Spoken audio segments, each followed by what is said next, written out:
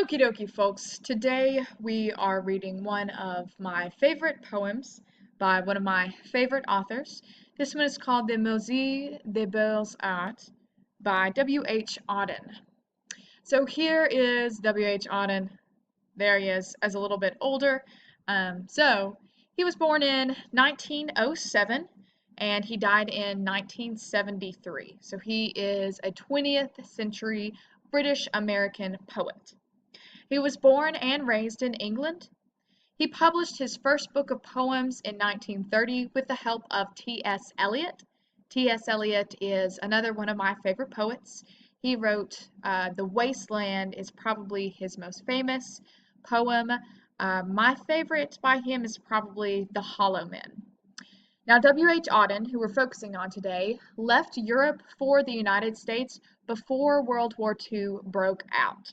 So if you remember from reading Refugee if you're in 8th grade and reading Salt of the Sea if you're in 9th grade, World War II broke out in Europe in 1939. On September 1st is when Hitler invaded Poland, and that is when the war in Europe officially began.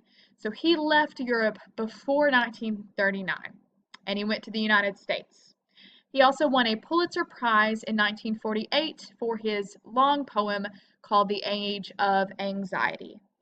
Fun fact of the day for me, when I was in college, I wrote a literary analysis of Auden's poem, which is September 1st, 1939, that actually got published in a journal. So that was pretty neat, but that particular poem, September 1st, 1939, discusses the beginnings of the war in Auden's point of view from America, kind of looking upon England. Just a fun aside here. I mentioned in the slide before that Auden published his first book with the help of T.S. Eliot, who is also a very famous modernist poet. This is T.S. Eliot.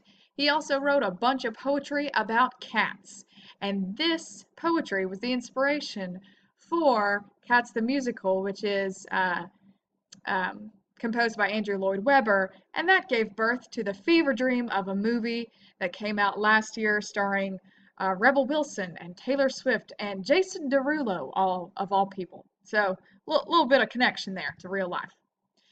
So the Musée des Beaux Arts is written about a particular painting, or about 3 paintings actually, that are housed inside the Royal Museum of Fine Arts in Brussels, Belgium. So this Musée des Beaux Arts is Museum of Fine Arts, okay?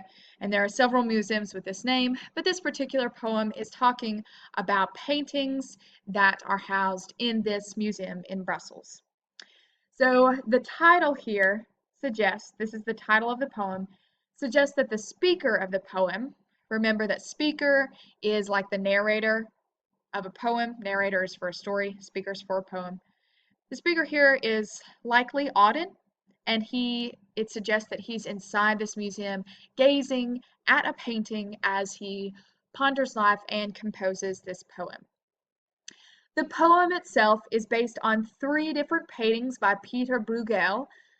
Those paintings are The Census at Bethlehem, Massacre of the Innocents, and most notably, Landscape with the Fall of Icarus, which is right here.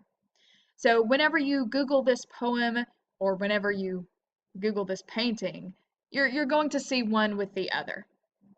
Bruegel was a Dutch painter who lived during the Renaissance. So he lived in Europe, I believe in Belgium.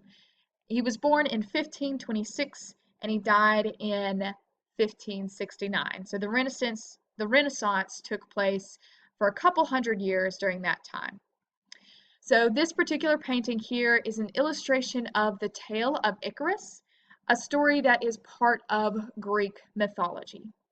Now, a lot of poetry is just fun to read and lovely, and you can get it right off the bat. But some more complex poetry, like Auden's work, you have to kind of know several references within the poem itself to really understand what's going on. So we are going to talk through I'm going to give you a summary of the story of Daedalus and Icarus. I believe I'm saying this one right. Icarus is our main character here, and this is summarized by Shmoop, so it should be pretty simple to understand. Daedalus is a brilliant inventor. He's the Thomas Edison of his day. Unfortunately, he angers King Minos, the ruler of the island Crete, and he has to hightail it out of there. He's desperate to flee the island, and he uses wax to build some wings for himself and his son Icarus. Daedalus warns his son to fly at a middle height. The seawater will dampen the wings, and the sun will melt them. Not good either way, so they try to balance in between. Icarus needs his father's advice for a bit, but then he gets cocky. He's having so much fun flying that he forgets the warning and flies too close to the sun. Sure enough, his wings melt, and Icarus plummets into the sea and drowns. Daedalus is of course devastated by his son's death, but the show must go on. He flies to Sicily, where he mourns Icarus and builds a temple in the honor of the god Apollo. So, briefly, it's Greek mythology. Icarus, his father is an inventor. He built them wings to fly out of jail in Greece, essentially. And Icarus flew too high, too close to the sun. The wax on those wings melted, and sploosh, he fell into the water. So that is the image that is represented here. Now, it may not seem like it because you kind of have to look for it. Just really looks like this homie's plowing some land and this homie's tending to some sheep. But over here, in the very corner, some untidy spot, you can see legs that have splashed into the water and a series of feathers in the air from Icarus's wings. So this is Icarus over here. Now, what's interesting about the title of this painting is that it's not called The Fall of Icarus. It is called Landscape with the Fall of Icarus.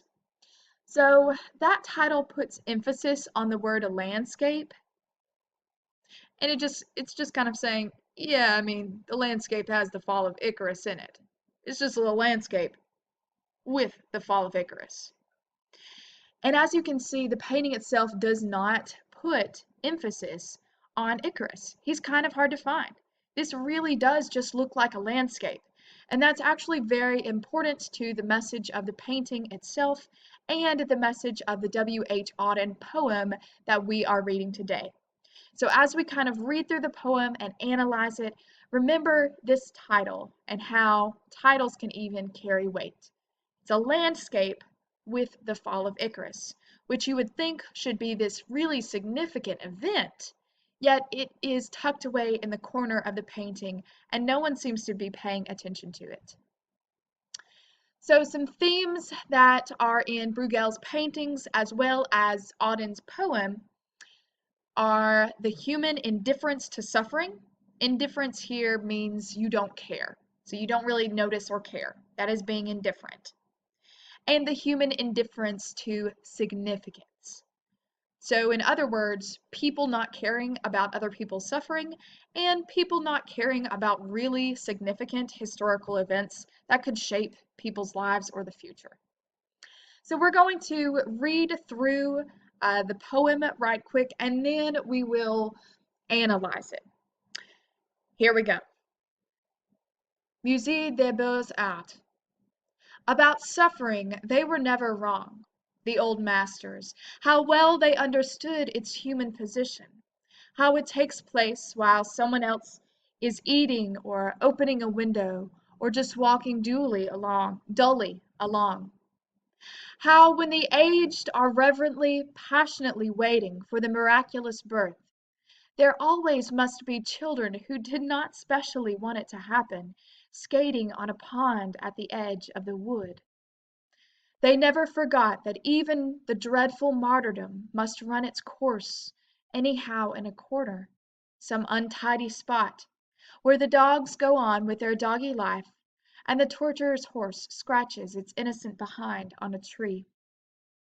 In Bruegel's Icarus, for instance, How everything turns away quite leisurely from the disaster. The plowman may have heard the splash, the forsaken cry, but for him it was not an important failure. The sun shone as it had on the white legs disappearing into the green water, and the expensive, delicate ship that must have seen something amazing, a boy falling out of the sky, had somewhere to get, and sailed calmly on. So that's the poem we're going to be looking at today. If at this point you're thinking, what? What does that even mean? I'm so confused. That's okay. As I said, we're going to walk through it because a lot of what's going on in this poem is references to paintings by Peter Bruegel. So we're going to look at this not word for word, line by line, stanza by stanza, and we're also going to be looking at the art itself too. So make sure you watch part 2 of this video.